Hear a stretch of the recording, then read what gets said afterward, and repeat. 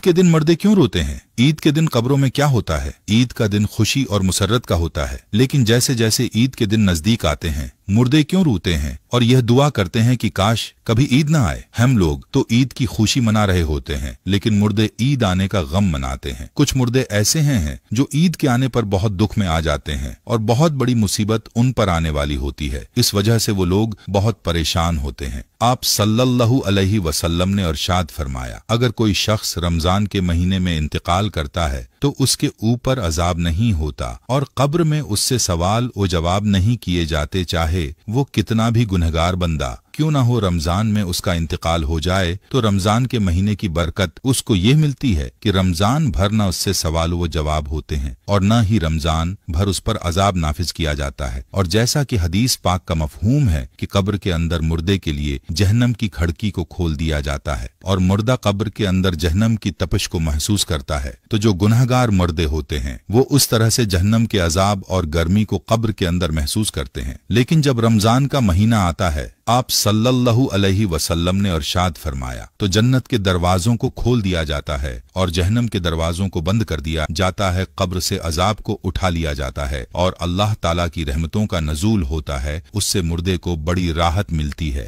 रमजान के आने से मुर्दा बड़ा खुश होता है कि हमारे ऊपर से अजाब उठा लिया गया है। जो कब्र के अंदर हमारे जहन्नम के दरवाजे खुले हुए थे वो दरवाजे बंद कर दिए गए हैं, तो वो मुर्दा बड़ी राहत महसूस करता है। अब सवाल ये पैदा होता है कि जिन लोगों के ऊपर अल्लाह ताला ने रमजान में अजाब हटा लिया था, तो ईद के बाद उनके ऊपर अजाब मुसल्लित होगा या नहीं? कुछ मुर्दे तो ऐसे होते हैं कि जिनके ऊपर अजाब नाफिज नहीं किया जाता, लेकिन बहुत सारे मुर्दे ऐसे होते हैं जिनके ऊपर ईद के दिन ही जैसे रमजान का महीना खत्म होता है फौरन ही अजाब शुरू हो जाता है, जैसे पूरा साल वो लोग कब्र में सजा और अजाब भुगत रहे थे। अजाब में वो लोग फिर मुलव्वस और गिरफ्तार हो जाते हैं। बाज उलमा फरमाते हैं कि जब कोई इंसान रमजान के महीने में इंतकाल करता है और उससे कब्र में सवाल व जवाब नहीं होते, और जब एक मर्तबा किसी पर से अल्लाह ताला अजाब उठा ले तो फिर दोबारा उन पर अजाब नाजिल नहीं करता, बिशर्त ये कि उसके लिए कोई ईसाल थवाब कर रहा हो या मगफिरत की दुआ कर रहा हो। हर मुर्दे को उसके अमाल के मुताबिक सजा दी जाती है। जो नेक लोग हों जिनको अल्लाह ताला ने काफी कर दिया कि उनको 2, 4 या 6 महीने सजा हो गई, बस अब रमजान के गुजरने के बाद दोबारा उन पर अजाब नहीं होगा। लेकिन अगर कोई बहुत ज्यादा गुनहगार है, मिसलन कोई ऐसा बंदा जिसका इस्लाम से कोई ताल्लुक नहीं है, जो इस्लाम को जानते हुए भी इस्लाम को मानता नहीं था